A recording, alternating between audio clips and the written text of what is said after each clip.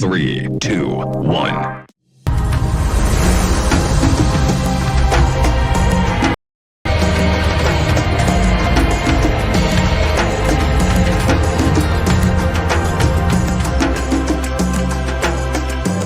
Bonjour à toutes et à tous, bienvenue sur ce pavillon Africa COP.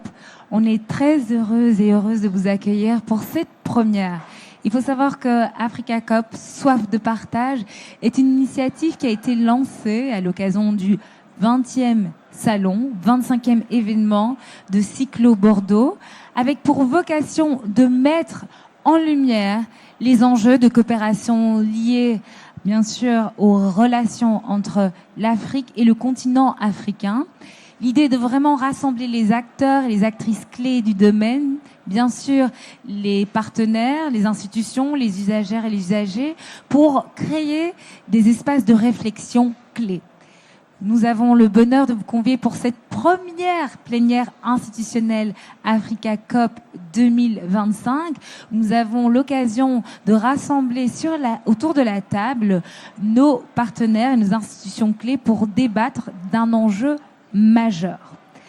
Pour ce faire, nous avons le plaisir d'accueillir des conférencières et conférenciers de haut vol qui viendront discuter et mettre en perspective, en lumière, les défis au sujet de la ressource eau. La première thématique que nous allons aborder, c'est la gestion de la ressource eau en Afrique, à travers ces enjeux géopolitiques, économiques, qui visent aussi une coopération décentralisée, qui est vue comme effectivement nécessaire à l'heure actuelle, puisque quand on parle de la vision eau d'un point de vue africain, on remarque qu'il est hyper important de penser cette ressource avec les liens que l'on peut faire d'un pays à l'autre autour des bassins. J'ai le bonheur donc d'inviter sur scène mes keynote speakers qui auront l'occasion de partager leur vision, leur point de vue, leur réflexion, puisque l'idée avec ces plénières, c'est de rentrer vraiment dans le cœur du sujet, avec aussi un apport de solutions concrètes. On a le bonheur de les avoir, donc ils vont partager leur expertise. Vous allez le voir, qui est, je dirais, très ciblé et très approfondi.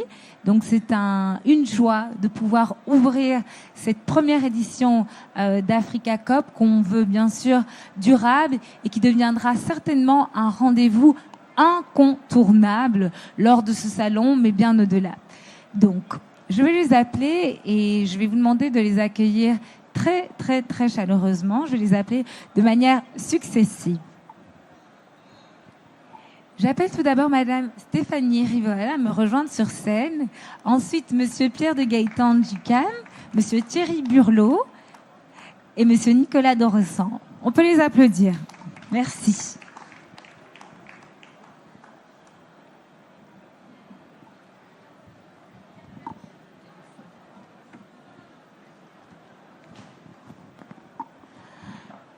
Alors, ce sont des figures bien connues du domaine.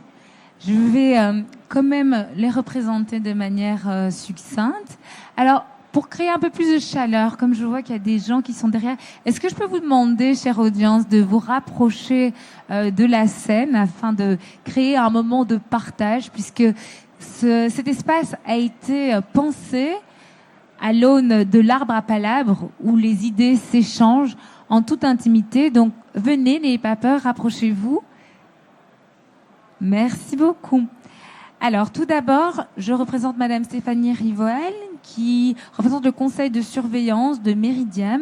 Elle est également consultante et experte reconnue. On peut encore l'applaudir, s'il vous plaît. Merci. Ensuite, Monsieur Pierre de Gaëtan Ducam, qui est directeur général du groupe Castel, également qui représente la fondation Pierre Castel, qui soutient les entrepreneuses et entrepreneurs sur le continent africain dans le domaine de l'agroalimentaire. Sous vos applaudissements, s'il vous plaît. Directeur général de la fondation, c'est important, exactement, directeur général de la fondation, bien sûr, et qui est également très actif, un élu à Bordeaux que vous connaissez. Alors, je poursuis avec Monsieur Thierry Bourleux, qui est président du Cercle français de l'eau et président du comité Bassin Loire-Bretagne. Des ovations, mesdames et messieurs.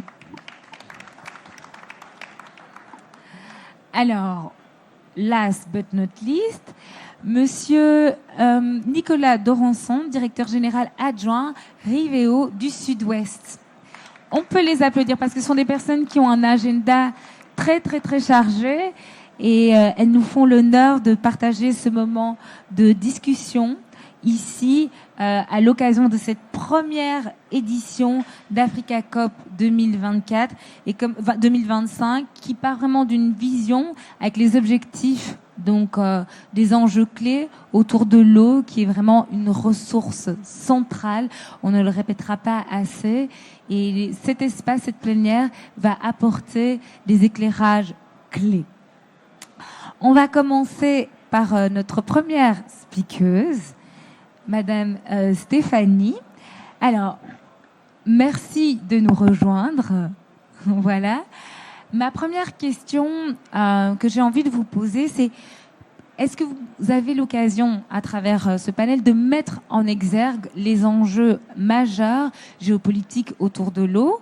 On le sait que les besoins en eau, ils vont croître, mais par contre, la ressource va se ratifier. Donc, quels sont les impacts clés à relever selon vous? Alors, bien sûr, vous avez des cas concrets. On aura l'occasion de parler des futurs barrages du Nil. La parole est à vous. Merci beaucoup. Bonjour à tous. J'ai été aussi accessoirement ambassadrice de France en Ouganda, aux sources du Nil. Et je vais donc vous parler un petit peu de la géopolitique de l'eau, notamment en Afrique. Les conflits autour de l'eau, donc déjà, quels sont-ils? Quels sont les enjeux actuels? Ils sont ancestraux. J'ai vécu au Soudan, en zone rurale, au Darfour, quand j'étais chez Action contre la faim, qui était ma vie d'avant. Et de manière ancestrale et historique, les conflits autour de l'eau sont des conflits d'usage entre les sédentaires et les nomades, entre les agriculteurs et les éleveurs. Donc cet enjeu autour de l'eau revient de très très loin, sur tout le continent africain, avant même la création de certaines frontières. Il y a des conflits autour de l'eau qui sont internes à certains pays, par exemple au Kenya ou en Somalie, où vous avez des conflits durs, avec des affrontements brutaux, qui sont autour de l'accès à la ressource eau. Donc c'est un enjeu qui est ancestral et qui est vital. Les conflits entre les pays aujourd'hui sont été historiquement très importants. L'un des plus emblématiques dont je vais parler tout à l'heure, c'est celui entre l'Égypte et l'Éthiopie, où on est quand même très proche aujourd'hui d'un conflit chaud de haute intensité, alors qu'aujourd'hui on est encore juste en dessous. Mais ça se densifie et on va pouvoir l'étudier précisément. Mais ce n'est ni le premier ni le dernier. Namibie et Botswana se sont affrontés autour de la ressource eau. La Mauritanie et le Mali ont aussi historiquement des conflits autour de la ressource en eau. Et ce qu'il faut bien voir, c'est que l'eau en Afrique, c'est bien plus que la vie, l'agriculture, etc. C'est quelque chose qui va bien au-delà, qui est très ancré dans les croyances locales, avec des vertus de purification et de régénération.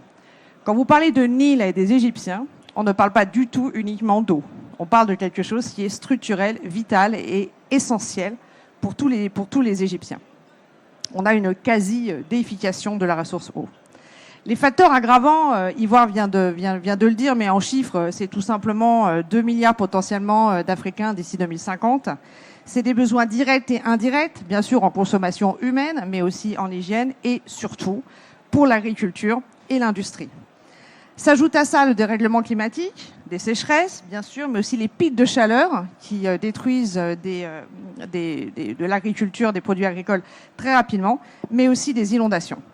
Donc des besoins qui sont extrêmement importants d'un point de vue démographique, développement économique, industriel et agricole, avec une raréfaction liée au dérèglement climatique. S'ajoute à ça la production d'énergie hydraulique avec des barrages qui vont devenir par dizaines. On verra tout à l'heure que sur nos lignes, il y a au moins 11 barrages en planification en plus des existants. Ce sont des barrages qui n'ont pas nécessairement des gros impacts directs, mais qui néanmoins dérégulent le flot des fleuves et déplacent des dizaines de milliers de personnes. Ce sont des conflits qui sont larvés aujourd'hui. L'Égypte, c'était Nasser qui avait dit ça, il n'y aura pas de conflit de haute intensité ou de guerre avec l'Égypte, si ce n'est autour de la question de l'eau. C'était Nasser, c'était il y a longtemps, et ça reste franchement au cœur de l'actualité des relations entre l'Égypte et l'Éthiopie. Les bassins, en Afrique, il y en a 7, des grands bassins, mais qui font complètement fi des frontières. Donc ce sont des bassins qui peuvent être pour leur majorité transfrontaliers. Quand on prend l'Égypte, 95% de leurs besoins en eau viennent de d'autres pays, de pays tiers. Ils sont donc complètement dépendants de 10 pays en amont du Nil pour eux. Le bassin du Niger, celui du Tchad, du Congo, et il y en a d'autres encore. Mais si ça vous parle un peu en géographie africaine, les conflits autour de ces bassins sont de nature historique. En amont, j'ai eu la chance de vivre en Ouganda, à la naissance du Nil. Et l'Ouganda est un pays qui a eu une croissance démographique exponentielle. On part de 4 millions d'habitants il y a une vingtaine d'années à 40 millions d'habitants aujourd'hui. Les politiques des pays autour de l'eau ont radicalement changé. Avant, c'était effectivement des gestions, en tous les cas, on discutait autour de l'eau et des ententes, même du temps des colonies, entre les pays plutôt français au Royaume-Uni, il y avait des accords, comme quoi il n'y aurait pas de réduction des débits des fleuves, et c'était des accords qui permettaient d'éviter les conflits. Aujourd'hui, il y en a de moins en moins. Les tensions sont énormes entre l'Égypte et l'Éthiopie. Surtout depuis en 2011, l'Éthiopie a lancé la construction de ce gros barrage de la Renaissance qui vient de se terminer en février 2022. Le gros problème qu'avait l'Égypte, outre le fait qu'on touche au Nil, c'était la durée de remplissage du premier bassin avant le barrage. Ce conflit est tellement dur que l'Égypte a acheté à la France beaucoup de Rafales. Je vous donnerai des chiffres un peu plus tard pour vous dire à quel point le pays s'est militarisé en vue de défendre ses frontières, certes, mais surtout son accès à l'eau. Pour les Égyptiens, ce barrage de la Renaissance est un sujet de sécurité nationale. Ils le mettent à ce niveau-là.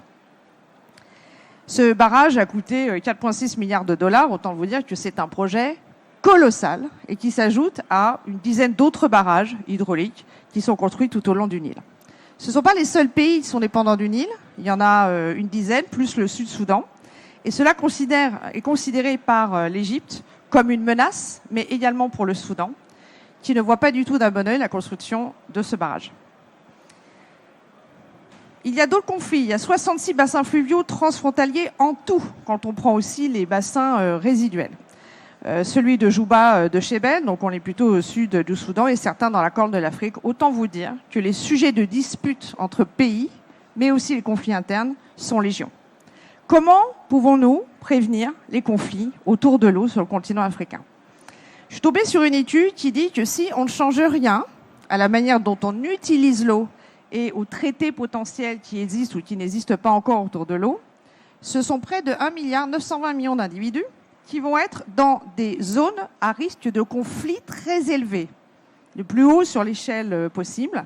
Ça veut dire des guerres, on ne parle plus ici de simples disputes, des guerres autour de l'eau concernant 920 millions d'individus sur les 4,5 milliards qui sont véritablement concernés dans les bassins transfrontaliers. 4,5 milliards au total, dans tout le monde. Et en Afrique, ça concerne précisément l'héritier, l'Éthiopie, tout ce qui vraiment est le long du Nil, pour ne parler que de ça. Cette même étude dit que si on renforce la coopération entre les pays, on peut tomber à 500 millions, ça restera problématique. Comment faire pour prévenir ces conflits autour de l'eau ? La première, c'est d'étudier pour prévenir. Il y a des relations historiques entre les pays, entre même les tribus d'origine de ces différentes régions, qui permettent dans certains endroits de se dire qu'il y aura plus de chances ou moins de chances de s'entendre autour de la ressource eau. On a aussi les données démographiques, les données de développement économique. Donc on peut, en amont des conflits, savoir où il y a plus de chances que ça éclate, pour anticiper. Donc je parlais tout à l'heure de l'Égypte. En 2021, ils nous ont acheté 30 avions. En 2015, 24 avions. Tous ces gestes de l'Égypte pour se militariser à grande échelle ont été vus par l'Éthiopie comme une hostilité évidente.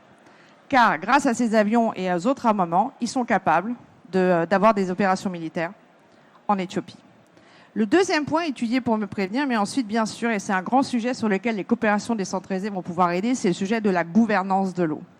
C'est essentiel d'avoir des initiatives ou des traités qui gèrent la ressource en eau au niveau transfrontalier.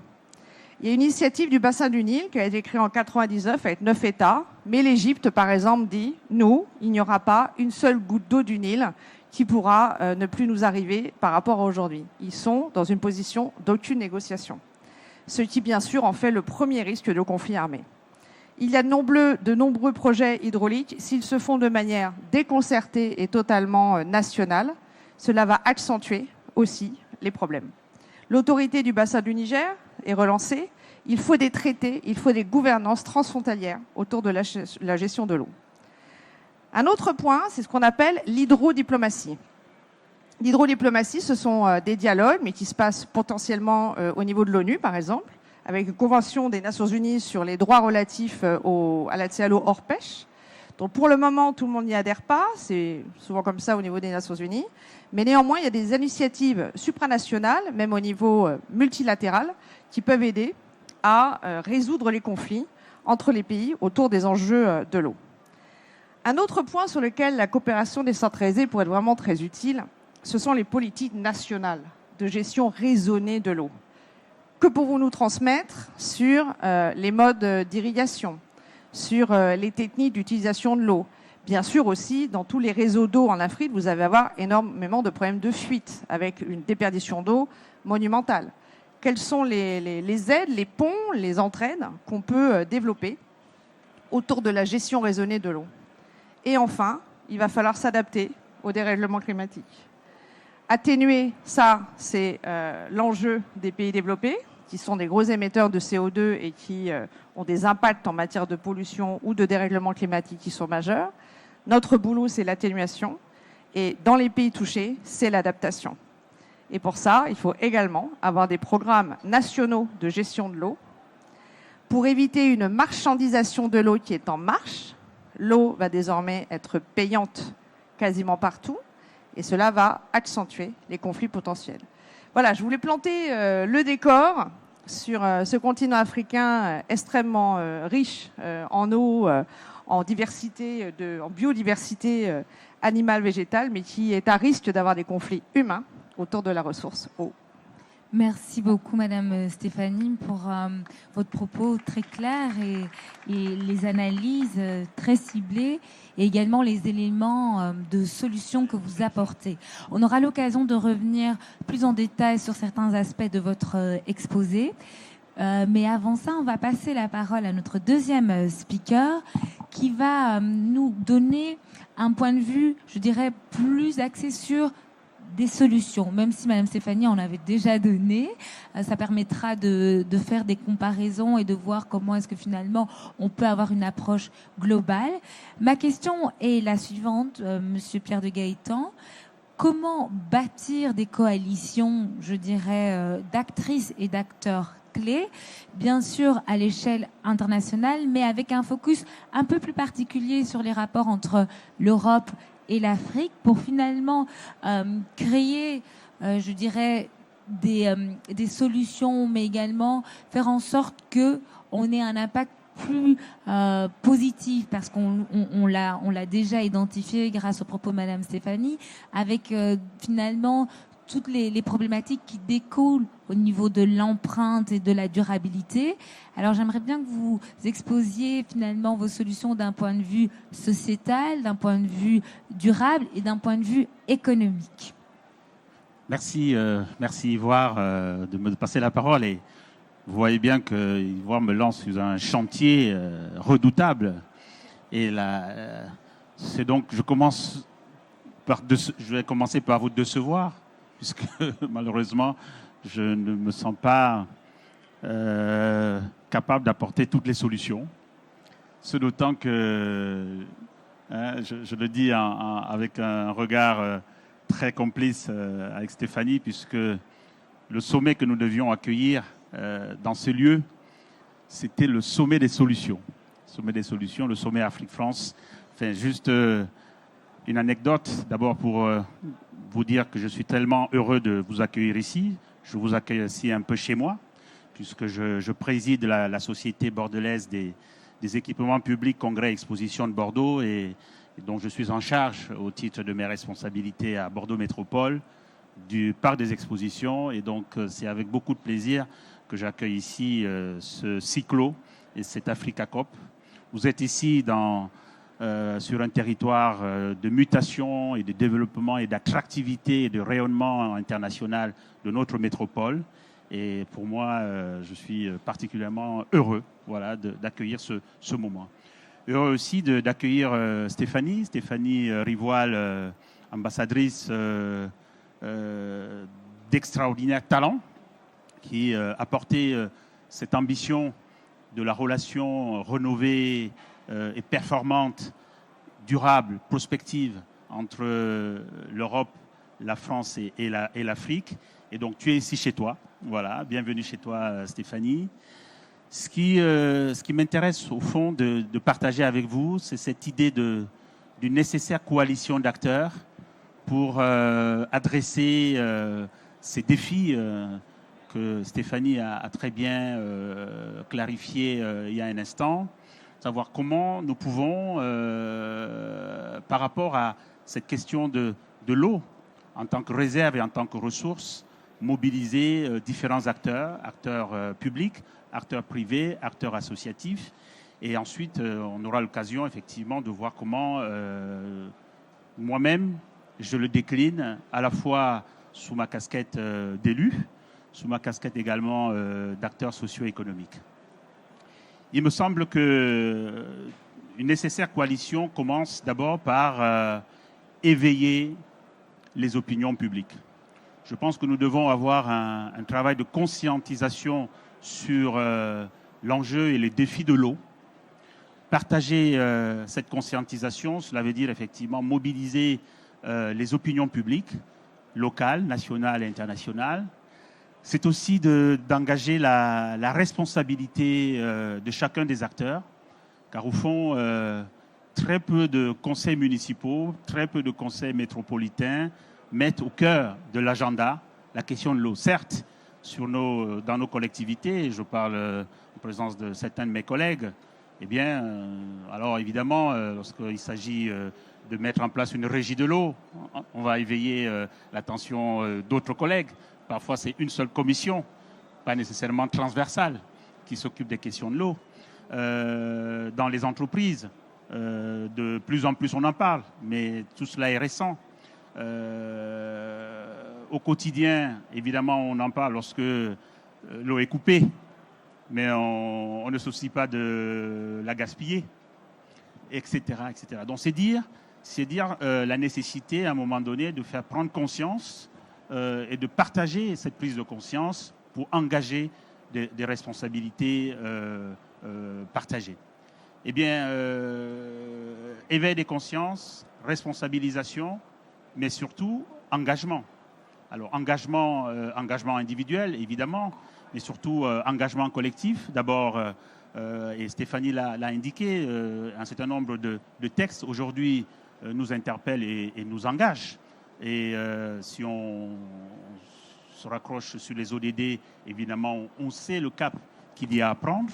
Et je pense qu'il est heureux aujourd'hui que l'ensemble de nos collectivités, voire l'ensemble même des grandes entreprises, et j'en dirai un mot tout à l'heure, évidemment, se raccrochent et s'approprient et traduisent, évidemment, ces engagements et ces références qui sont indispensables. Je pense aussi qu'une fois qu'on a pris conscience, une fois qu'on s'est engagé, il faut agir. Il faut agir et il faut agir ensemble. Agir ensemble, c'est lancer un certain nombre de projets au niveau local, au niveau national, au niveau international. Sur le plan local, et je m'arrêterai seulement sur le plan local, nous avons bien sûr, avec la loi Oudin-Santini, avec d'autres dispositifs qui d'ailleurs également aujourd'hui s'étoffent, nous avons des collectivités locales. Je parlerai de Bordeaux Métropole. Évidemment, ma collègue Céline Papin, d'ici demain, fera un témoignage là-dessus. Nous avons très concrètement pris des engagements dans le cadre de nos coopérations décentralisées, qu'il s'agisse de la coopération décentralisée déjà en cours avec la commune et la ville de Douala, pour ne parler que de l'Afrique, qu'il s'agisse aussi d'une coopération, et ça c'est pas un scoop, mais en tout cas c'est la piste que nous sommes en train de travailler, qui est l'élargissement de notre coopération décentralisée dans un pays non francophone, donc qui est le Ghana, avec la prochaine mission de Bordeaux Métropole à Accra, où nous avons thématisé cet engagement de coopération décentralisée sur justement l'accès à l'eau, la gestion de l'eau, la gouvernance, en tout cas le partage de l'expertise et de l'expérience de Bordeaux Métropole en matière de gouvernance de l'eau. Et donc voilà très concrètement ce qu'on essaye effectivement sous l'angle de la coopération décentralisée d'avoir comme marqueur. Mais je voudrais insister sur, s'agissant de cette coalition d'acteurs, sur la place que doivent prendre, ou en tout cas qui est déjà celle de certains acteurs économiques, des entreprises françaises. Des entreprises françaises, et notamment les plus grandes. Et avec Stéphanie, lorsque nous avions pensé et travaillé sur ce sommet Afrique-France, nous étions convaincus que ceux qui feront la durabilité, ça sera les grands acteurs économiques. Car ils ont les moyens de le faire. Et c'est ce que, par exemple, aujourd'hui, le groupe Castel, dont je ne suis pas encore le directeur général, pour rassurer tout le monde, mais en tout cas, dont je suis heureux d'être le directeur de la fondation, nous essayons de faire. Le groupe Castel, c'est aujourd'hui 21 filiales dans 23 pays, puisque dans certains pays comme la République démocratique du Congo, nous avons 2 filiales, donc Bras Congo sur la partie Kinshasa et le Congo central, et puis sur la partie est et sud, nous avons Bras Simba situé à Lubumbashi.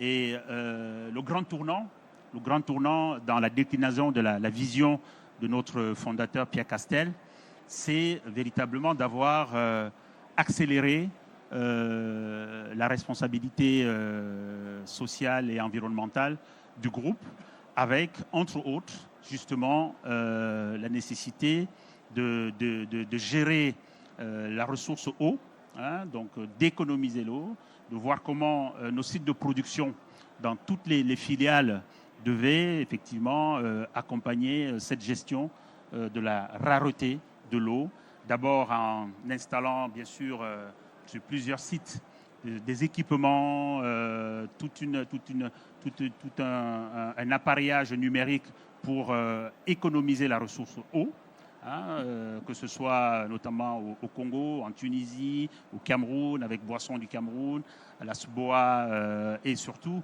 Solibra qui vient justement d'adapter toute son unité de production par rapport à cet impératif d'économie de l'eau. Nous sommes convaincus que c'est aux grandes entreprises de montrer le chemin, et je pense que s'il y a besoin, nous allons effectivement approfondir cet aspect-là avec des exemples très concrets dans les différentes filiales du groupe Castel. Ce sur quoi je voudrais insister, c'est véritablement la responsabilité partagée d'un bien commun comme celui-là, qui doit effectivement nous engager tous. Je vous remercie.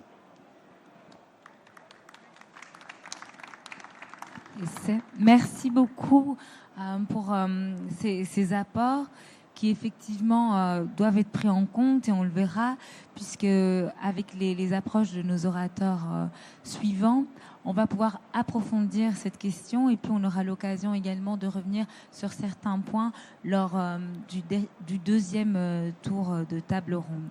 Alors, à présent, Monsieur Thierry, j'ai l'occasion de vous poser quelques questions. Merci, voilà, vous êtes équipé à présent. Alors, effectivement, on ne le répétera pas assez, la ressource eau est rare, et on le sait, les conséquences inhérentes au dérèglement climatique influencent directement cette ressource eau. Alors, dans ce sens, quelles sont selon vous les priorités à prendre en considération à l'heure actuelle ? Alors, je vais essayer de vous répondre en disant à Antoine, sans doute que tu serais mieux là encore que moi, parce que tu sais la question centrale de l'eau dans les conflits dans le monde. Oui. Tu le sais. On aura l'occasion de débattre ça. L'eau douce, c'est moins de 3% de l'eau disponible sur Terre.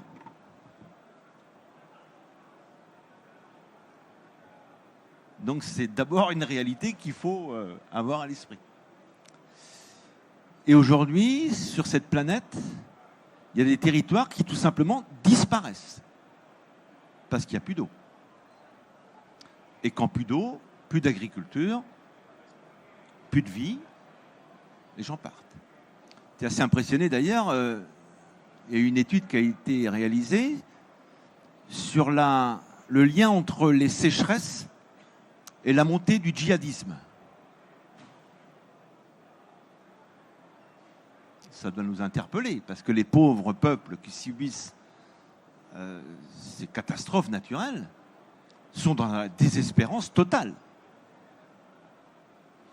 Donc, plus que jamais, on doit essayer de comprendre que ce bien commun planétaire, il est menacé.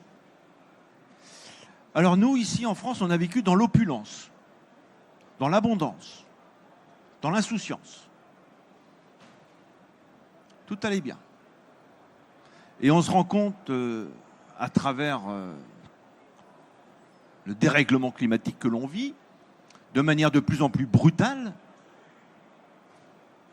que cette réalité touche aussi la métropole. Alors touche le pays, bien sûr, puisque à Mayotte, il n'y a toujours pas d'eau au robinet, hein, en France. Et on sait ce que ça veut dire. Alors moi, j'ai été très frappé, et je disais ça à Antoine hier, depuis quelques années, on fait COP 21, COP 22, COP 23, COP 24, etc. Et on parlait climat, on parlait carbone, on parlait biodiversité, mais on ne parlait pas d'eau. On ne parlait pas d'eau. Et il a fallu qu'on se retrouve avec Antoine à Dakar pour voir nos amis africains organiser le Forum mondial de l'eau, auquel nous avons participé. Alors moi, j'ai d'abord cette forme d'insouciance que l'on a ici en métropole par rapport à ces sujets-là. Donc, on a oublié notre histoire. Je vais y revenir. Donc Dakar, comme tout le monde, je suis les ateliers et je suis les conférences. Très très grande expertise de nos amis africains. Ils savent tout sur le sujet. Et là, c'est quand même assez impressionnant. C'est-à-dire que on est souvent donneurs de leçons, mais là, pour le coup, c'est eux qui nous donnaient des leçons. Ils nous rappelaient la difficulté. La difficulté pour les femmes, pour les enfants, d'aller chercher l'eau au puits. Et tout ça, on avait oublié. Sauf que maintenant, c'est chez nous, à Mayotte, par exemple. Ils nous ont rappelé qu'un fleuve, ça se gère de l'amont vers l'aval. Et que ça doit, comme vous l'avez fort bien dit Stéphanie, dépasser les limites frontalières, etc. Et on nous a présenté, par exemple, l'expérience du fleuve Sénégal, avec cette coopération entre pays parfois en guerre, mais capable de s'arranger sur au moins l'essentiel. Donc on est en train de réapprendre un peu tout ça. Tout récemment, et je trouve que la symbolique est importante, vous avez vu ce qui s'est passé entre l'Inde et le Pakistan. Je te coupe l'eau, on rentre en guerre. Donc je te coupe le robinet, on rentre en guerre. Là, c'est clairement dit, hein. On n'y va même pas par quatre chemins. Vous avez vu, quand Poutine a fixé ses limites d'invasion, il s'est arrêté où? Il s'est arrêté sur le fleuve, hein. Donc l'eau devient stratégique. Et j'ai envie de dire à Stéphanie, c'est pas des rafales qu'il faut acheter.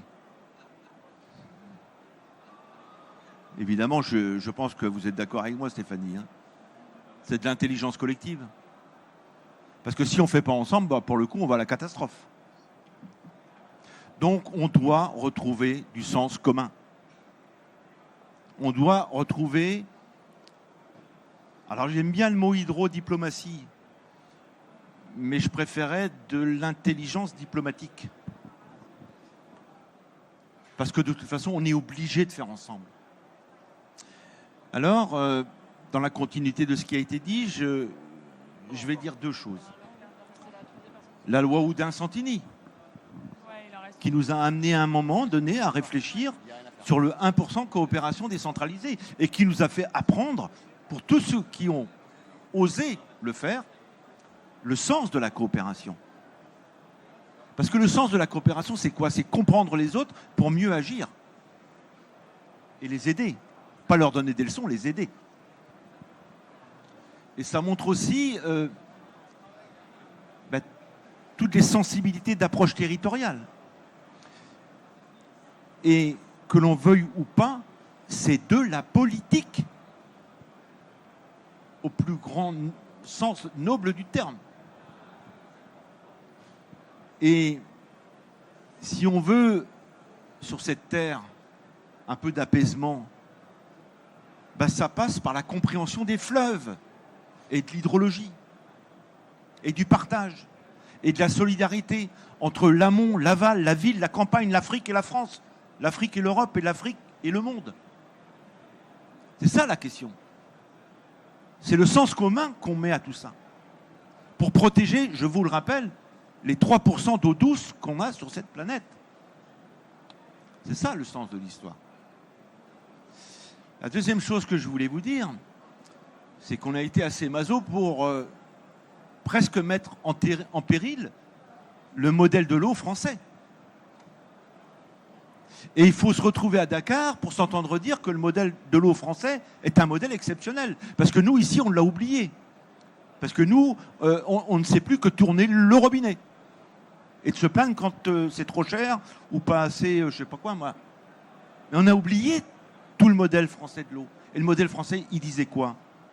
Démocratie participative, financement, l'eau paye l'eau, l'eau bien commun. C'est des valeurs, ce sont des valeurs universelles, j'ai presque envie de dire.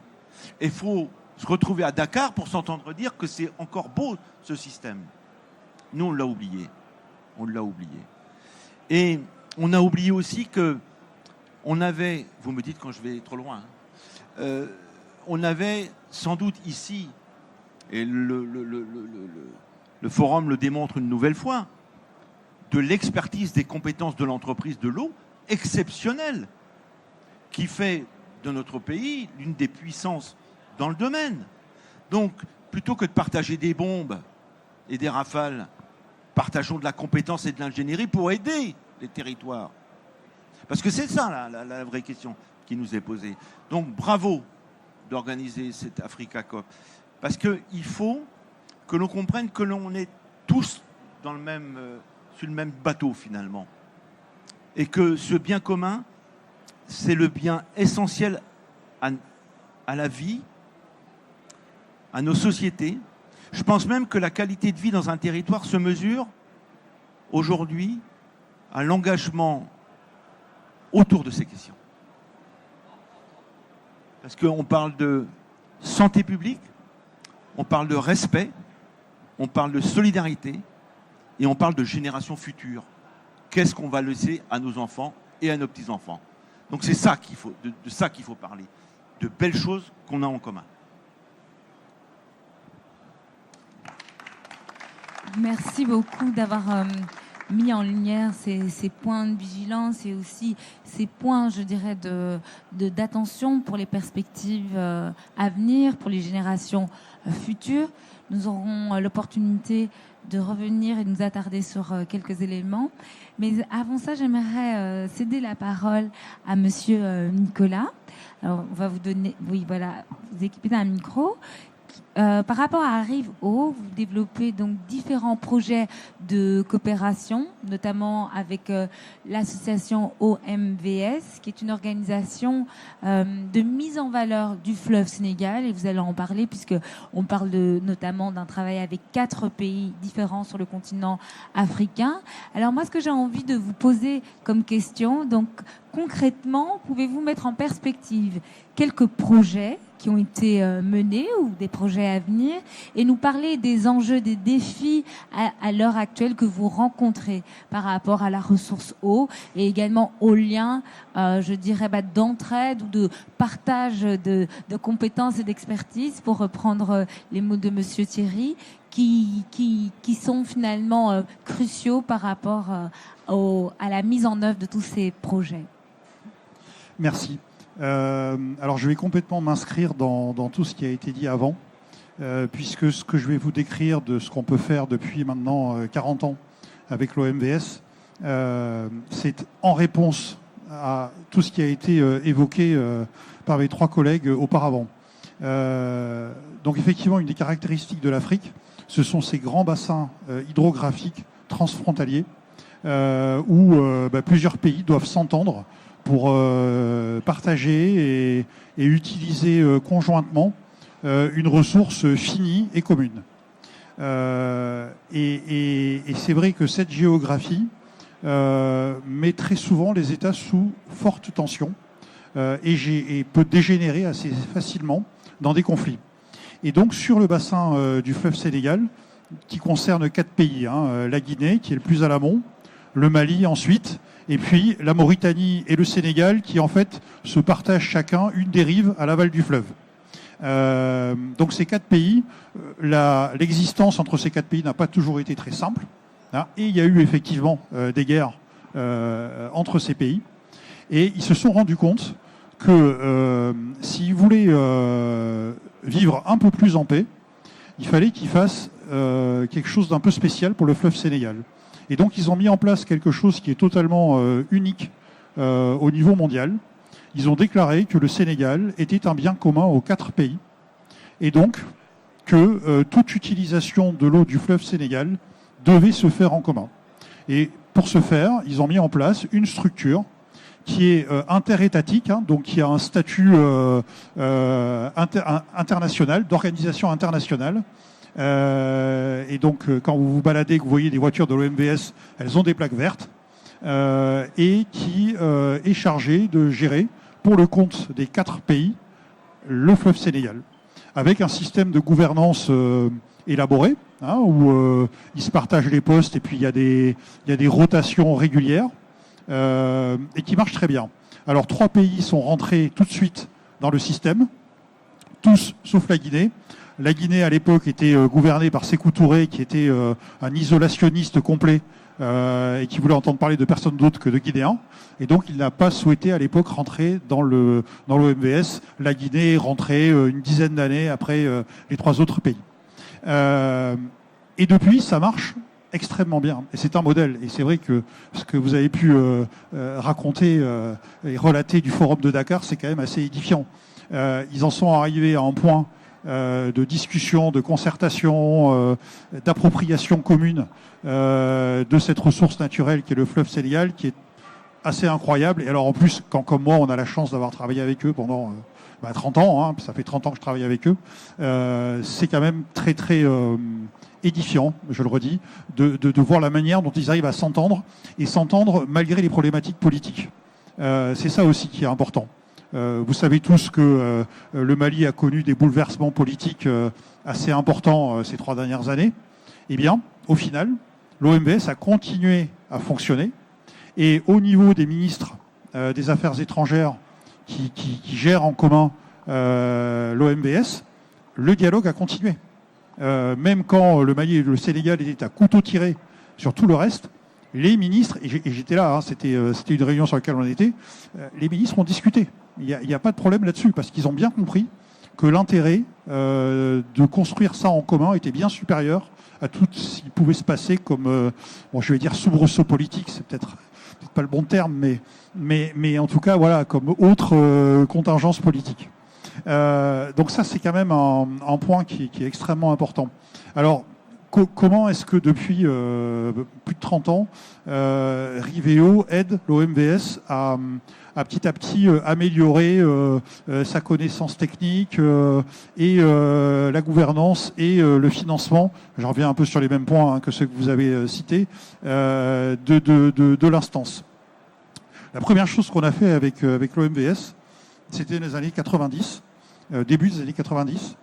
C'était un tableau de bord où on a mis en place des indicateurs et la remontée de données nécessaire pour que le Sénégal sache, enfin l'OMVS, sache quelles étaient les ressources en eau disponibles sur le Sénégal. Parce qu'à l'époque, il n'y avait pas encore Manantali. Alors je ne sais pas si vous connaissez bien le bassin du Sénégal. Le bassin du Sénégal, il y a un énorme barrage qui est au Mali, qui s'appelle le barrage de Manantali, qui stocke 11 milliards de mètres cubes par an, qui est mixte. Il fait de l'hydroélectricité, il recrée une crue artificielle sur la moyenne vallée du fleuve Sénégal et il permet d'irriguer les terres du delta du fleuve et un peu celle de la moyenne vallée aussi. Et donc là, on était avant le barrage et le Sénégal était extrêmement tributaire de l'eau qui arrivait de l'amont. Sauf qu'au final, l'eau qui arrivait de l'amont, on pouvait prédire avec une relative, une précision quand même assez correcte, ce qui allait couler à peu près un mois et demi plus tard. Hein, puisque ce sont des pays où il y a une saison des pluies extrêmement marquée, et donc où, quand il pleut à l'amont, vu les temps de transfert, on sait à peu près ce qui arrive dans le delta un mois et demi plus tard. Donc on a commencé à faire cet outil-là. Et puis le barrage de Manantali est arrivé, et donc ça a complètement modifié la répartition et la gestion des eaux, puisque maintenant il y a suffisamment de stock pour pouvoir passer la saison sèche sans problème. Et donc, après la mise en service du barrage de Manantali, s'est posée une problématique de comment on utilise et à quoi on utilise l'eau. Et donc, ils ont fait un SDAGE. Ils ont fait un SDAGE au tout début des années 2010 et on les a aidés. Alors, on était en groupement avec d'autres entreprises françaises, hein, mais on les a aidés à mettre en place ce SDAGE et à mettre en place toute la concertation nécessaire en amont des prises de décision sur le SDAGE. Et puis une fois ce SDAGE mis en place, ils se sont aperçus qu'ils avaient quand même un souci. Ils avaient un souci d'évaluation des superficies irriguées, où le système déclaratif qui était en place n'était pas toujours également efficace dans chaque pays. Et donc il fallait trouver autre chose. Et on les a aidés à mettre en place un système par télédétection, hein, qui permet de détecter les surfaces irriguées et donc de savoir grosso modo, pays par pays, voire même quand on arrive à recaler ça avec une carte de propriété foncière, quels sont les propriétaires concernés. Et à la fin, alors ça, l'État n'est pas tout à fait fini, c'est toujours en cours, mais on est en train de le faire, d'être en capacité de facturer aux préleveurs la redevance qu'ils doivent payer. Parce que on parlait tout à l'heure de financement. Certes, les États financent l'OMVS. Certes, l'OMVS bénéficie de crédits de la coopération internationale, mais l'OMVS aussi s'autofinance au travers d'une récupération des coûts, au travers de tous les usagers et en particulier des préleveurs. Hein, donc il y a évidemment des redevances sur l'énergie qui est produite, mais il y a aussi des redevances sur les prélèvements, irrigation, eau potable, bon, industrie il n'y a pas, et aussi des redevances de navigation. Et puis la dernière chose qu'on a fait et dont je suis extrêmement fier, c'est qu'on a aidé l'OMVS, dans le contexte que je vous expliquais au début, donc dans un contexte politique tendu, à revoir ce qu'ils appellent la clé des coûts et charges. L'OMVS, c'est un organisme transnational. 4 pays bénéficiaires. Sauf que les 4 pays ont des bénéfices différents et ont eu des apports différents. Exemple, le Mali a apporté l'intégralité du foncier du barrage de Manantali. Le barrage de Manantali, il est au Mali, donc le Mali considère que lui a mis à disposition de la communauté le foncier du barrage de Manantali. Donc tout ça, il s'agit d'un point de vue économique de l'évaluer et d'évaluer les bénéfices que chaque pays retire de la co-utilisation du fleuve pour qu'ils puissent être rassurés sur le fait qu'ils financent ce qu'ils doivent financer compte tenu de ce que ça leur rapporte et de ce qu'ils ont engagé comme ressources du pays. Sujet éminemment économique, on est bien d'accord, mais aussi sujet éminemment politique. Parce que je peux vous dire que les réunions avec les 4 ministres, c'était pas facile. Eh ben on y est arrivé, et dans le contexte qu'on a donné. Et c'est là où je vous dis que c'est quand même extrêmement puissant et plein de leçons pour nous, c'est que les gens ont laissé de côté des différends qui sont quand même énormes, des différends politiques énormes, pour se mettre d'accord sur une nouvelle clé de répartition qui a quand même une influence sur le budget de chaque pays. Donc c'est pas indolore, parce qu'à la fin, il y a des gens qui ont payé plus, et il y a des gens qui ont payé moins. Et tout ça, ça s'est discuté et ça s'est réglé dans la bonne entente et la coopération. Voilà l'exemple que je pouvais vous donner. Merci pour cette mise en contexte. Donc, on voit vraiment les enjeux d'un point de vue pratico-pratique. Ça nous laisse l'occasion d'avoir un deuxième tour de table. Alors, Madame Stéphanie, j'ai envie de vous demander, après avoir écouté vos co-speakers, quels points d'attention doivent être absolument mis en lumière et qu'on doit retenir à l'issue de cette discussion autour des enjeux relatifs à la ressource eau. Alors, on peut parler des enjeux africains, mais en ancienne diplomate que je suis, j'ai envie de parler des enjeux franco-africains. Qu'est-ce que la France peut faire avec certains pays africains? Qu'est-ce qu'on peut s'apporter mutuellement? Toujours en tant qu'ancienne ambassadrice de France, j'aime beaucoup mon pays, je suis assez patriote du coup, et on est un grand pays de la diplomatie. Un très grand pays de la diplomatie. Je ne sais pas si vous le savez, mais le français est une des 2 langues officielles de la diplomatie, parce que la diplomatie est quasiment née en France. Donc, qu'est-ce qu'on est capable de faire sur la gestion de l'eau au niveau mondial et notamment au niveau africain? On est capable d'influer dans certaines arènes, en bilatéral, en multilatéral, pour pousser cette idée d'hydrodiplomatie et d'essayer d'apaiser les conflits. Alors, l'optimisme que j'entends sur les concertations et les ententes entre pays, je pense que le cas Égypte-Éthiopie nous met au défi de la rationalité que pourrait avoir un accord. Donc celui-là, par exemple, il se trouve, de très bonnes relations à la fois avec l'Égypte et l'Éthiopie en ce moment. J'en sais pas, ça varie beaucoup, mais en ce moment, on est plutôt pas mal avec les 2 pays. Ça n'a pas été toujours le cas. Donc on serait capable de mener des opérations d'hydrodiplomatie pour calmer le jeu. On ne sera pas les seuls, parce que si un conflit éclate entre ces 2 pays, autant vous dire que ce sera une catastrophe à plus d'un titre, de la même manière que l'Inde et le Pakistan, c'est allé très très très vite. On est à un niveau d'intensité de conflit qui n'est jamais vu. Donc ça va quand même très très vite. Donc ce que j'entends, c'est qu'il va falloir trouver des accords autour de bassins, autour de la géographie, de se reposer la question qui n'est plus uniquement les intérêts des uns et des autres, mais de revenir à la géographie, de pousser des initiatives concertées et d'être d'une hyper-vigilance sur ces sujets qui peuvent aller honnêtement extrêmement vite. Donc la France est capable de faire ça. La France est capable de proposer des modèles de gouvernance. Je ne sais pas si on a prononcé le mot d'agence de l'eau, mais j'espère que oui, et je suis sûre que oui, ou peut-être pas. En tous les cas, on a des modèles à proposer de gestion de la ressource eau au niveau des usages de particuliers, des usages industriels, des usages agricoles. Et on est capable d'expliquer notre retour d'expérience. Alors, en général, on est très bon en diplomatie, on est aussi très bon en bureaucratie. Et la question peut se poser de l'efficacité de ces agences. Néanmoins, le retour d'expérience pourrait être, voilà comment on les a organisées et voilà ce que ça a apporté ou ce que ça n'a pas apporté. Et surtout, ne pas faire des millefeuilles dont nous sommes tout de même les champions du monde. Donc les partages de gouvernance, c'est très important. Les comités locaux, parce qu'en fait, on a la géographie, on a aussi les usages locaux. En fait, l'eau se gère parfois à des niveaux très micro. Ça peut être au niveau d'un quartier, au niveau de 3-4 villages. Donc parfois, ça va falloir s'affranchir de la politique telle qu'on la voit, mais elle est vraiment au niveau des usages. Donc premièrement, l'hydrodiplomatie. Deuxièmement, les partages sur la gouvernance. Et troisièmement, je suis ici dans ce salon Cycle Eau, et quand on préparait avec Pierre de Gaëtan le sommet Afrique-France, je suis allée au contact de beaucoup de sociétés qui proposent des solutions. Nous sommes extrêmement créatifs, et nous sommes encore un des grands pays d'ingénieurs. Il va falloir qu'on conserve ce rang, mais il faut qu'on l'ait. Et on a des solutions extrêmement pragmatiques, pas forcément chères, pour gérer au mieux la ressource eau. Parce qu'on a beaucoup, et notamment des PME, je le dis tout de même, qui sont capables d'offrir des solutions pratiques. Je vous en donne un, je ne sais même plus si cette société existe et j'en fais pas partie, ça s'appelait City Taps.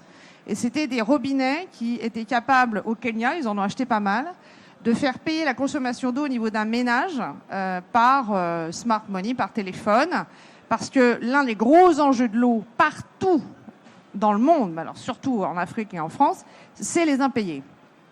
Donc pour que les gens payent, d'avoir ce robinet installé pour avoir l'accès à l'eau permettait de payer forcément, sinon ça coupait l'eau, première chose. Deuxièmement, des réseaux intelligents qui permettaient de détecter les fuites. Deuxième enjeu, je l'ai dit tout à l'heure, Mais la préservation de cette ressource en eau va passer nécessairement par l'amélioration du stockage, moins d'évaporation et moins de fuite au niveau des réseaux urbains. C'était une petite solution, elle ne coûtait pas très cher, elle apportait vraiment une solution, une réponse à 2 problèmes majeurs de l'Agence nationale de l'eau au Kenya, qui sont les impayés et les fuites. C'est un exemple parmi 1000. Parmi je ne sais pas combien ici, mais je vois ici des ventouses, j'en sais rien. Mais il suffit d'aller aux 4 coins de ce salon pour voir à quel point on a des solutions qui peuvent être exportées. Pour ça, la diplomatie économique, parce que je rejoins mon premier point, ce serait d'avoir au maximum, et ce que je faisais, c'était mon métier aussi, de pousser les boîtes françaises pour apporter ces solutions, qui, bien sûr, ça c'est de l'exportation, on fait notre job. Ça ne veut pas dire que les autres n'ont pas d'idées, mais c'est aussi important que les sociétés françaises apportent ça. Donc je dirais la diplomatie globale, la gouvernance et nos belles entreprises françaises et leurs solutions. Je ne crois pas que je vais avoir beaucoup de désaccords autour de cette table, ou alors je serais vraiment étonnée. Mais je pense qu'on a des choses à faire pour partager des expériences et trouver des solutions pour éviter les conflits. Merci infiniment, Madame Stéphanie. Alors, sans plus tarder, Monsieur Pierre de Gaëtan, vous avez plusieurs casquettes, bien sûr, celle qu'on a déjà nommée, mais vous êtes également élu, vous accompagnez les entrepreneurs et les entrepreneuses à travers la Fondation, vous êtes également directement en lien avec les collectivités africaines. Donc moi, j'ai envie de savoir, d'un point de vue, dans votre quotidien, comment est-ce que l'enjeu autour de la ressource eau est perçu, et peut-être quelle est selon vous, je dirais, la priorité pour justement davantage conscientiser les citoyennes et les citoyens avec lesquels vous êtes continuellement en contact. Merci, Évoire. Comme tu dis, plusieurs casquettes. Alors, le plus simple quand on a plusieurs casquettes comme ça, c'est vraiment de penser les complémentarités et justement de travailler dans une approche multi-acteurs. Je sais que mon ami Alioune qui est là et comprend effectivement voilà, cette approche-là depuis plusieurs années et il est un acteur. J'espère d'ailleurs que tu vas faire témoignage tout à l'heure, Alioune.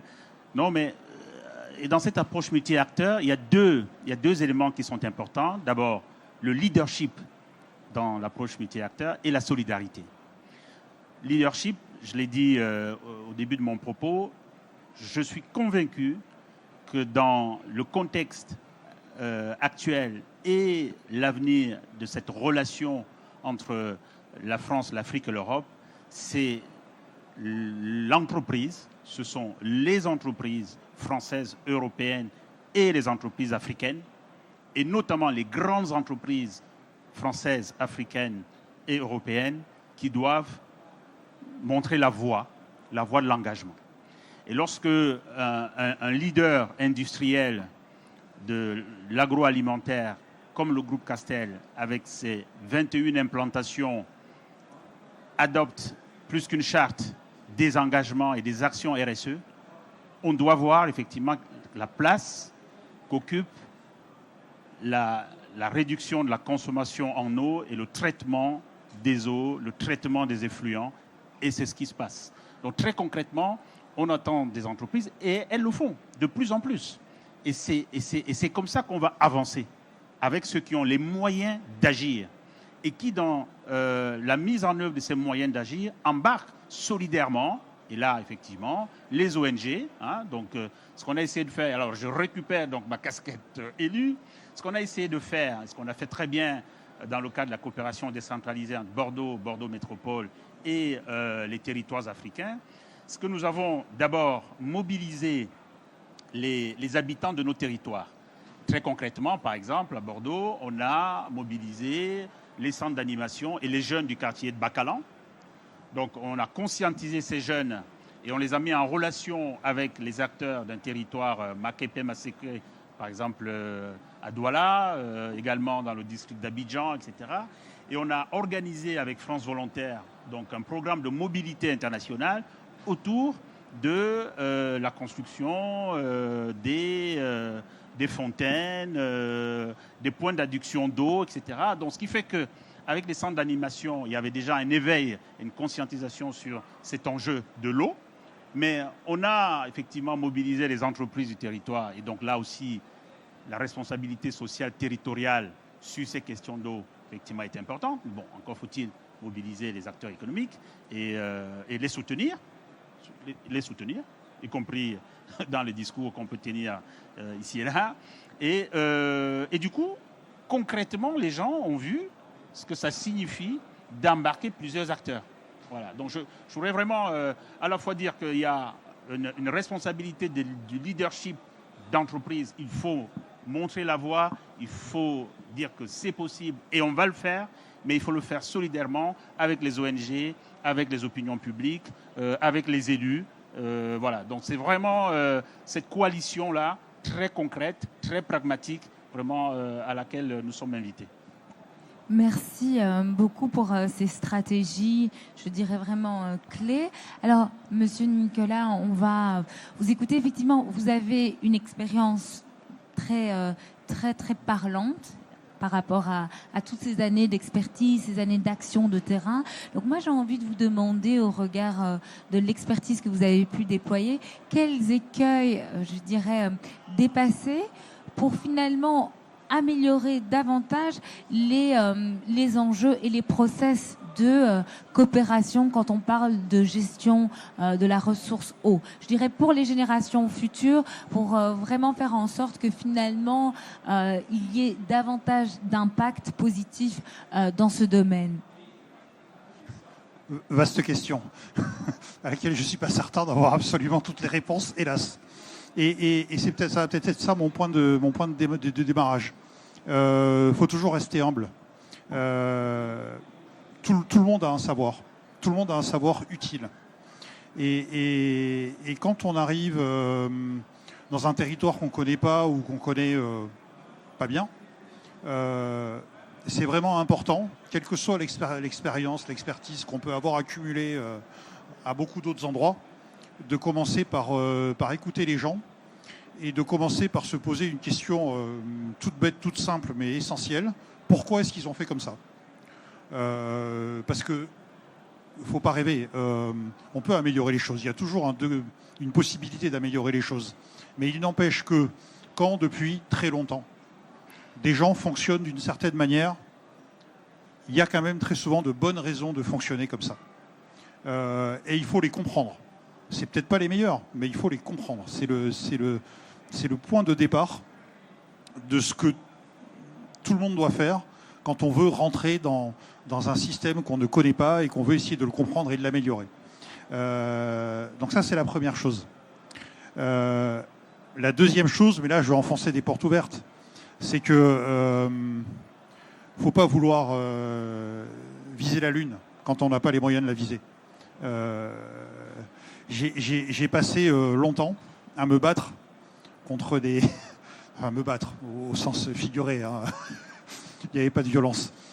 Contre des chargés de projets dans les agences de financement, à la Banque mondiale, à l'AFD, qui voulaient monter des projets extrêmement ambitieux. Ou par exemple, dans notre domaine de l'eau, ça a parlé à beaucoup, il fallait instrumenter. Il fallait avoir des remontées de données automatiques, parce que vous allez voir, on va gérer beaucoup mieux. Alors oui, ok, effectivement, si on arrive à bien instrumenter, si on arrive à bien calibrer, si on arrive à bien maintenir, si on arrive à avoir des réseaux de communication qui marchent correctement, et si derrière on a la volonté d'utiliser toutes ces données pour mieux gérer, oui, on va y arriver, c'est sûr. Sauf que on passe pas, et ça a bien été notre cas de nous, gestionnaires de l'eau ici en France, on ne passe pas d'un tout manuel à un tout automatique en claquant des doigts. Il y a des étapes, et il faut laisser du temps au temps, comme disait un des anciens présidents de la République. Donc ça, c'est hyper important. C'est être modéré sur ses objectifs et ne pas vouloir faire la révolution en un jour. La troisième chose, si on veut éviter les écueils, c'est qu'il faut absolument s'assurer que quand on propose quelque chose, il y ait un support local. Et que ça ne soit pas un machin imposé par les technos, par l'agence de financement, par le ministère. Ben voilà, j'ai la chance d'avoir fait ma carrière dans une société où j'ai pu concilier et les contraintes de l'exploitant de terrain où faut faire marcher un truc du jour pour l'heure d'après parce que faut faire marcher cette saleté truc, il faut qu'il marche tout de suite. Et puis, on fait des études qui ont une échéance à 50 ans. Et j'ai eu la chance de faire les deux. Donc, je me rends bien compte du fossé qu'il y a entre les deux et de l'incompréhension, ou même dans une même entreprise. Hein. Il peut y avoir entre l'agent de secteur qui est face à sa vanne qui ne s'ouvre pas ou justement qui ne se ferme pas, et puis celui qui fait des études prospectives à 50 ans et qui imagine quel sera le futur. Ce sont deux mondes différents et il faut laisser le temps de l'acculturation pour passer de l'un à l'autre. Voilà, je vais pas en dire plus parce que si déjà ces 3 points, on arrive à les tenir, c'est déjà bien pour arriver à éviter beaucoup d'écueils. Merci. Alors effectivement, vous avez fait preuve d'humilité en disant que vous n'allez peut-être pas répondre à toutes les questions, mais en tout cas, vous avez donné beaucoup de pistes et beaucoup de conseils en termes de bonnes pratiques pour établir les coopérations à venir. Alors, Monsieur Thierry, puisque vous avez eu l'occasion d'écouter vos co-speakeuses et speakers, ça vous laisse, je dirais, un peu de recul pour peut-être mettre en évidence les points clés en termes d'impact, en termes de durabilité, qui auraient peut-être été oubliés sur cette table. Alors là, la tâche en est live. un peu plus compliquée, là. Ouais, exactement. Je me demandais pourquoi j'intervenais le dernier. J'ai compris. Alors écoutez, je vais essayer de vous dire... Stéphanie a dit quelque chose d'important tout à l'heure. Elle a dit que le Nil, pour les Égyptiens, avait une autre valeur que ce que nous, on pense de l'eau. Et je retiens ça parce que je pense qu'il faudrait qu'on utilise l'eau comme vecteur de la diplomatie européenne. Et je pense que ça, c'est quelque chose qu'on pourrait proposer. Vous savez, on a utilisé les fleuves pour séparer les hommes, pour séparer les territoires. Pas pour les rassembler, pour les séparer. Et on a fait des fleuves des frontières. Moi, je suis d'un côté, t'es de l'autre, et puis on ne se parle pas. Et on a commencé par faire ça en France. Hein. Et je vous rappelle que le modèle français, c'est celui qui a été exporté. Donc on n'écoute jamais les fleuves. Et pourtant, les fleuves nous disent plein de choses. Quand ils sont malades, c'est de notre responsabilité.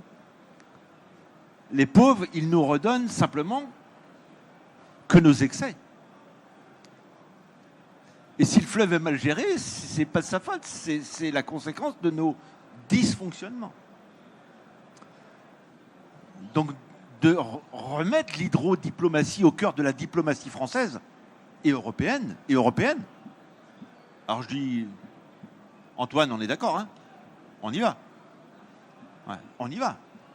Parce que là, ça a du sens. Et vous avez dit que l'eau, finalement, c'était symbolique. Mais c'est un message de paix qu'on adresse. Message de paix et d'espoir. Et avec de vraies compétences. Alors, avec les précautions que tu viens de donner, on n'est pas là pour donner des leçons. Parce qu'ils ont beaucoup plus parfois à nous apprendre, parce que nous, on a tout oublié. On n'est pas là non plus pour vendre des entreprises ou quoi que ce soit. On est là pour apporter notre expertise et nos compétences. De les mettre à disposition. C'est pas la même chose. Parce que vous savez, les Coréens nous ont pas attendus. Hein. Ils y sont, hein, parce qu'ils ont bien compris les marchés. Donc, message de paix à travers l'hydrodiplomatie. Message de paix. Parce que c'est ça l'enjeu. Vous avez remarqué que tous les conflits dans le monde, il y a une question d'eau. Hein.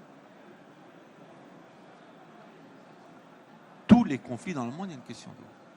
Et aujourd'hui, je vous rappelle qu'on est sur une trajectoire à plus 4 degrés et aujourd'hui, on est à plus 1. Je n'ose pas imaginer ce qui va se passer à plus 4.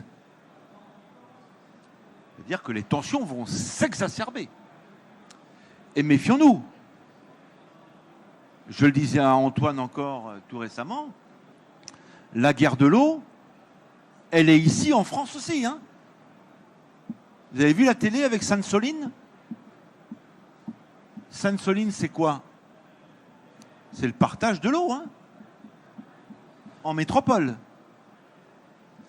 Donc, je pense qu'il faut qu'on retrouve du sens commun et qu'on arrête de penser que l'eau vient du robinet. Je le répète, je suis un peu lourd peut-être, mais bon, j'insiste. Et je voudrais que chaque école primaire adopte sa rivière et adopte une rivière africaine. C'est-à-dire que on oblige cette coopération dès le plus jeune âge. Et moi, je me souviens, quand j'étais gamin, on entendait ces questions d'eau dans le Sahel. Vous vous rappelez ? Où on voyait des images c'était l'arrivée de la télévision. Hein, on voyait encore des images en noir et blanc, je me souviens. Et puis on voyait ces corps d'enfants complètement... et on se disait, mais c'est pas possible, quoi. C'est pas possible. On en est encore là. Donc, je pense que retrouvons du sens collectif. Rapprochons-nous de la nature. Parce que c'est cette eau qui donne la vie. Arrêtons d'artificialiser même nos pensées. Et c'est peut-être la seule chose que l'on a tous en commun. Et à travers le dérèglement climatique, c'est la machine infernale qui s'affole. Et là, il va être temps je crois, que l'on pose les choses et qu'on réfléchisse ensemble. Mais en tout cas, c'est pas d'expertise, c'est pas de leçons, c'est pas tout ça, c'est de savoir s'écouter. S'écouter. Et comprendre que le défi est immense, mais c'est un super défi politique, encore une fois. Merci. Alors, vous nous avez dit que l'exercice était difficile, mais vous l'avez mené avec brio. Donc, on remercie, on félicite encore Monsieur Thierry, dernier orateur. Et puis, j'ai envie de dire que finalement, à travers cet espace de partage, d'échange, sont bien sûr des idées brillantes qui ont émergé. Mais au-delà, on se dit que finalement, vos paroles, on pourrait les boire de manière infinie. Donc, je demande qu'on applaudisse très, très chaleureusement nos speakers et speakers de haut vol qui ont mené cet exercice vraiment de manière remarquable. Alors, nous avons l'occasion maintenant de passer au temps d'échange. Alors, vous pouvez poser d'abord des questions à nos oratrices et nos orateurs, et puis, dans un deuxième temps, si vous avez des contributions. Mais la priorité sera donnée aux questions. Alors, simplement vous présenter et puis vous mentionnez, vous spécifiez à quelle oratrice ou orateur du panel votre question s'adresse. Et puis, nous avons les hôtesses qui sont là pour faire balader le micro. Encore merci à elles aussi. Oui. Voilà, ça fera 1, 2. Ah oui, on entend les contributions de M. Antoine et de M. Alioune aussi, puisque vous avez été déjà challengés. Donc, vous faites partie déjà de la salle. Merci, monsieur. Bonjour, Alain Bernard de l'Office international de l'eau. Je suis désolé, je vais tenir un propos un petit peu polémique, mais nous travaillons en Côte d'Ivoire sur le fleuve Bandama depuis plusieurs années. Et je vous avoue avoir été un peu choqué par l'agro-industrie. Je tends la perche directement à monsieur le directeur du groupe Castel, parce qu'il s'agit de ce groupe en l'occurrence, qui irrigue des superficies de canne à sucre monstrueuses. On parle de 11 000 hectares avec des quantités d'eau phénoménales et avec une approche qui m'a paru justement très agroproductrice, et avec des conséquences en aval environnementales et sociales. Et je pense notamment à la ville de Bouaké, qui a connu des situations de sécheresse. Alors je ne dis pas que c'est uniquement la sucrerie dans ce cas-là, il y a aussi des mines, etc. Mais je trouvais que votre discours était un peu décalé par rapport à la réalité du terrain de ce que j'ai pu voir dans certains territoires africains. Je parle de la Côte d'Ivoire, je l'ai vu aussi au Cameroun, et donc je vous interpelle un petit peu sur ce sujet. Merci. Alors merci Monsieur Pierre de Gaëtan pourra répondre immédiatement, hein, ce sera plus direct, parce qu'il a son expérience de terrain aussi dans les deux pays. Merci pour cette interpellation, mais qui en fait est un peu décalée, parce qu'en fait les productions de SUCAF sont plutôt pas à Bouaké, sont plutôt à Ferkessédougou. Donc voilà, donc ça c'est un peu ce que je voulais quand même rectifier un peu. Donc on est vraiment. Mais je pense effectivement ce que je disais dans mon propos. Je crois que ce qui s'est passé ces dernières années, c'est vraiment l'engagement, le virage, hein, le tournant, peut-être aussi grâce à vos interpellations ou à cette prise de conscience, hein, qui est aujourd'hui grandissante, non pas simplement du groupe Castel, mais également d'autres leaders industriels. C'est véritablement la manière dont nous mobilisons toutes nos unités de production pour justement travailler à la réduction de la consommation en eau sur tous les sites. Et donc là, je vous renvoie au document que nous avons mis en ligne sur notre site, hein, sur les engagements RSE en matière d'eau. Je pense qu'on ne le fait jamais assez, et je pense que c'est important aussi qu'on soit interpellé, hein, puisqu'on est sur une trajectoire effectivement d'ambition. Et ce qui est important, c'est au moins d'abord de rester sur ce chemin-là, sur cette trajectoire, et d'en faire davantage. Donc merci en tout cas pour cette intervention qui est davantage effectivement un plaidoyer. Merci Madame Stéphanie. Souhaite compléter. Je rajoute juste un petit point. Quand je travaillais je travaille toujours avec les pays africains, vraiment pour moi, la transformation agroalimentaire locale est un énorme chantier qu'il faut vraiment pousser. Moi, je préfère 1000 fois que la canne à sucre soit produite sur le sol africain, transformée par le groupe Castel sur le sol africain, qu'exportée ailleurs, comme c'est le cas pour le cacao, le café, des fruits qui sont produits, qui sont mis en jus et réimportés, etc., etc. La valeur ajoutée, certes, ça consomme de l'eau. Beaucoup de productions vont consommer de l'eau. Il va falloir faire attention, faire de l'irrigation au compte-gouttes, solaire, avec des pompes, etc., etc. Mais à la fin du fin, heureusement, qu'il y a des groupes français, africains, européens, panafricains et j'en passe, qui font la transformation locale pour qu'il y ait des emplois locaux et que la valeur ajoutée des produits matières premières reste dans le pays. Je veux juste faire ce point parce qu'on peut effectivement toujours améliorer, etc. Mais c'est très important que le continent africain garde de la valeur ajoutée et fasse de la transformation, et notamment dans cette industrie agroalimentaire. Merci pour ce point qui est vraiment important à prendre en considération au niveau des pratiques également des grosses entreprises, puisqu'on a parlé de l'importance de leur engagement sur cet aspect. Monsieur, vous avez une question, donc merci. Bonjour, Philippe Hospital. Donc aujourd'hui, je suis en tant que délégué d'Experts Solidaires, donc voilà, mais j'ai une autre. J'ai des cheveux blancs et donc j'ai une longue expérience dans le domaine de l'eau, entre autres des conflits. J'ai travaillé sur le Moyen-Orient, j'ai travaillé également donc, en Afrique et également donc, actuellement sur l'Ukraine. On peut en parler, monsieur Burlot. J'ai une question qui s'adresse à vous, madame l'ambassadrice. Donc, lorsque j'ai travaillé effectivement donc, sur ces domaines, j'étais dans le même ministère que vous. Chers collègues. Merci beaucoup, j'étais COCAC. Ça vous parle. Voilà. Moi, j'ai une question qui est sur justement le partage de la ressource, l'implantation de grands barrages ou de grands périmètres irrigués, pour prendre un exemple que j'ai en tête.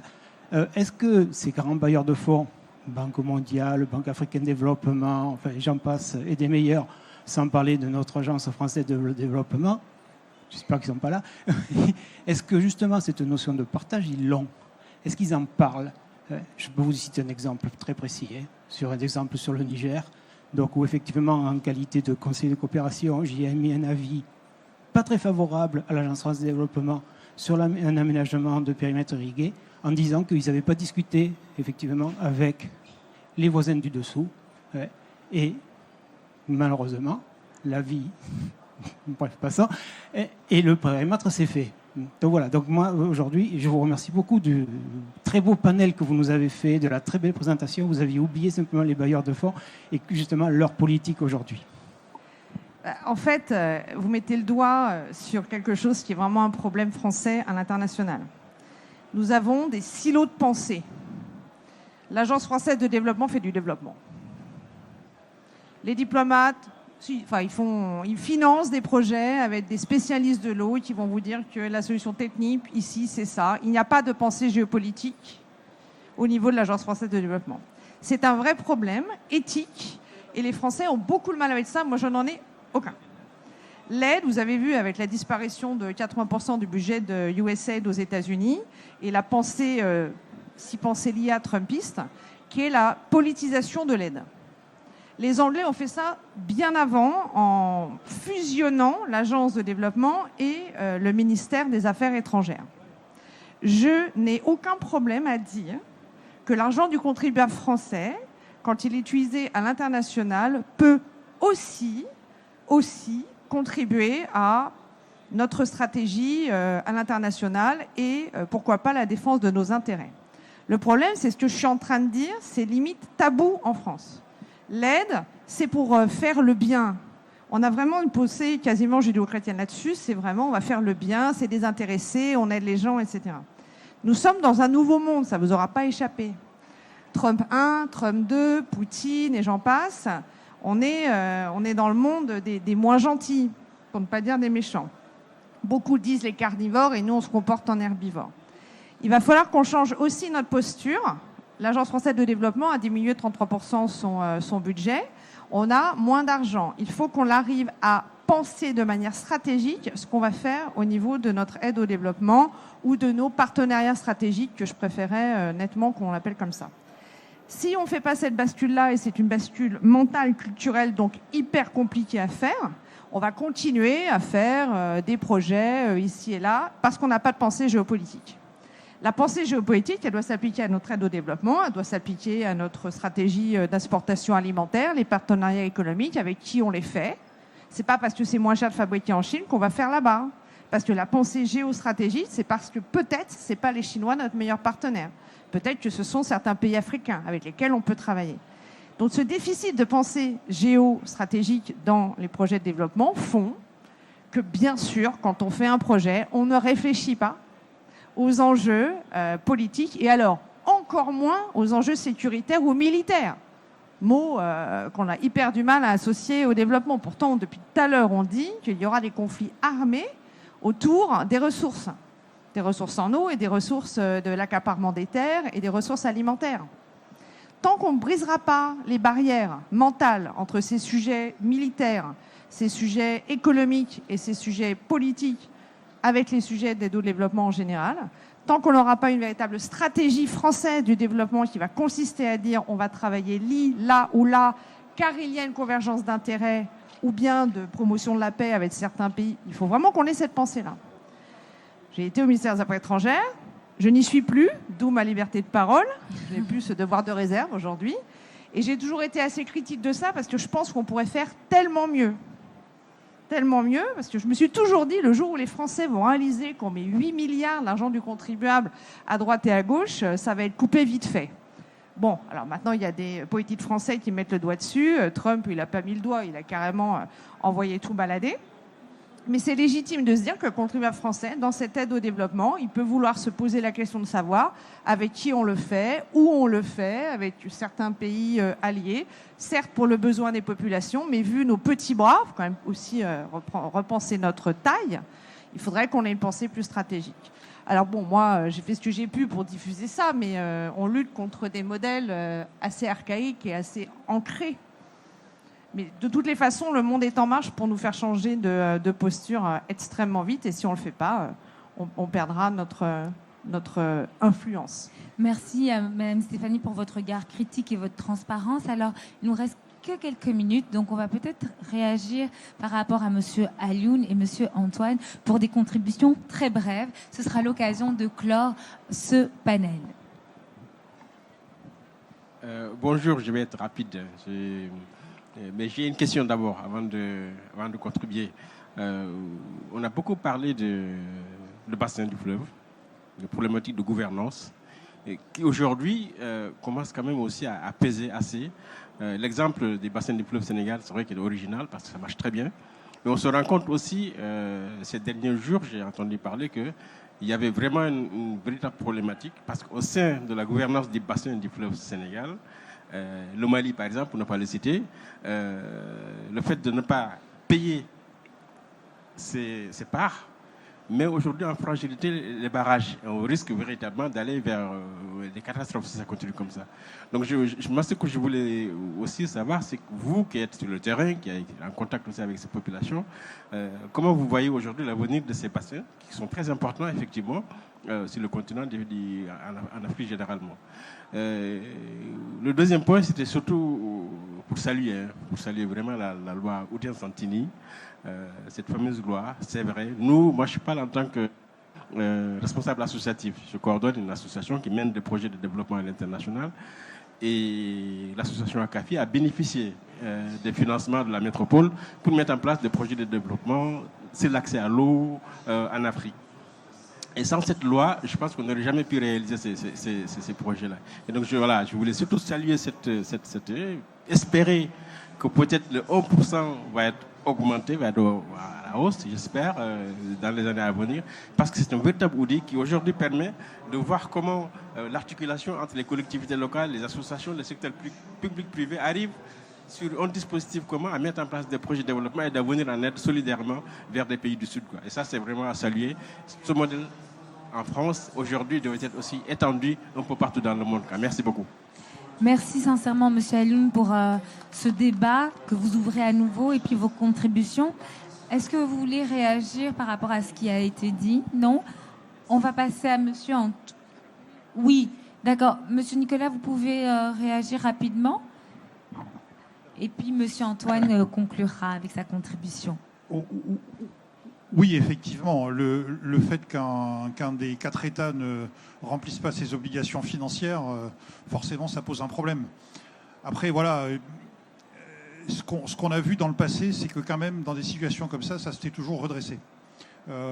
Et donc, j'ose espérer, parce qu'ils l'ont fait sur plein de... Enfin voilà, ces dernières années, du fait de la problématique, le Mali traîne beaucoup des pieds sur plein de sujets. Donc je pense que là aussi, ça n'est que, une fois de plus, la manifestation de leur opposition politique générale aux 3 autres pays, mais que ça va se régler et qu'ils vont finir par payer. En tout cas, ça s'est passé comme ça jusqu'à maintenant et j'espère que ça va continuer, parce que sinon, effectivement, ça met le système en péril, très clairement. Merci beaucoup, Monsieur Nicolas. Monsieur Antoine, une note conclusive? Rapidement, en 2 minutes. D'abord, je voudrais me présenter. Antoine Orsini, schizophrène de son état, c'est-à-dire enseignant-chercheur à l'Université de Corse, mais aussi président d'une communauté des communes, membre du comité de bassin de Corse, administrateur de l'agence de l'eau RMC.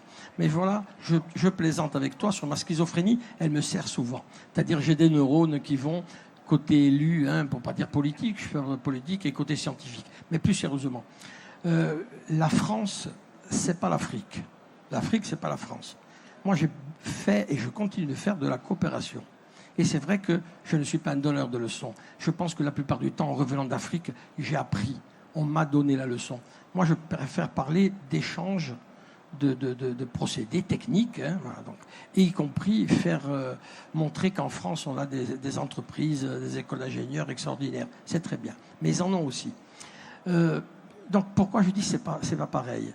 Parce que si nous, les scientifiques, on a fait la boîte à outils pour essayer de limiter, c'est-à-dire d'être résilient sur les conséquences du réchauffement climatique, notamment la raréfaction de la ressource, la solution, elle est politique. La boîte à outils, elle existe.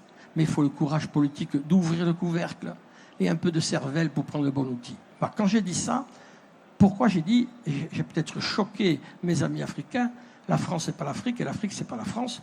En France, alors, je ne vais pas dire de mal des agences de l'eau, étant un des administrateurs. Néanmoins, je vais parler de gouvernance. Il faut me laisser 30 secondes. Oui, ne m'engueulez pas. Non, elle me fait un sourire, donc je vais garder 1 minute. Non, là, désolé. La problématique de gouvernance, c'est la bonne échelle.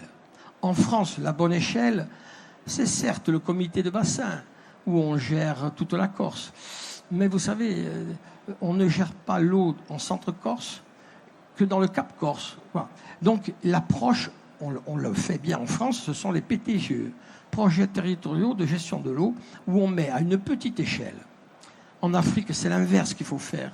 En Afrique, il faut gérer à l'échelle. Alors, quand on prend, Madame, le Nil, c'est le plus bel exemple. 11 États, quand on rajoute le Soudan du Sud, c'est 11 États. Donc, on ne peut pas le faire chacun de son côté. Donc, c'est cette dualité. Mais je dis, la méthode, pour moi, c'est la même. Ça dépend où on met l'échelle. Enfin, vous avez cité l'ONU. L'ONU, ça fait 50 ans, peut-être pas 50 ans, 40 ans qu'ils ont pondu.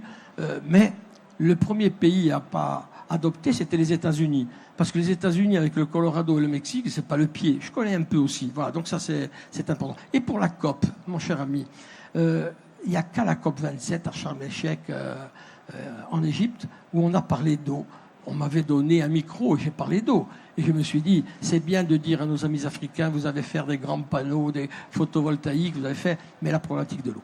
En tout cas, moi, je vous félicite, madame, messieurs, et madame, d'avoir bien organisé, et je suis content d'être parmi vous, avec mes amis africains. Merci beaucoup, monsieur Antoine. Merci chaque participant. Merci, monsieur Alioune, pour la contribution. Merci pour les questions qui ont été pertinentes et qui ont posé des challenges à nos orateurs et oratrices qui ont répondu avec aisance et transparence. Alors, je vais vous inviter, vous, à venir devant la scène. On va faire une photo finale de famille. Et on va remercier Ivoire et applaudir pour Ivoire de Rosen, voilà, qui est une modératrice formidable, pétrie de talents visibles et invisibles. Voilà. Merci, voilà. Merci. Et je remercie également ma collègue Céline Papin qui nous a rejoint. Donc, qui Céline sera Papin aussi qui est vice-présidente des relations internationales et adjoint au maire aux relations internationales à la mairie de Bordeaux. Merci Céline. Parfait. On va se serrer pour prendre cette photo de famille parce que c'est quand même l'inauguration d'Africa COP 2025 au sein de Cyclo et on espère encore de longs espaces de discussion. Bravo, chère audience. Merci pour votre participation et votre présence. On remercie infiniment encore nos intervenants et intervenantes et merci du fond du cœur aux partenaires qui ont permis de rendre possible cette rencontre. On peut applaudir avec chaleur. Merci.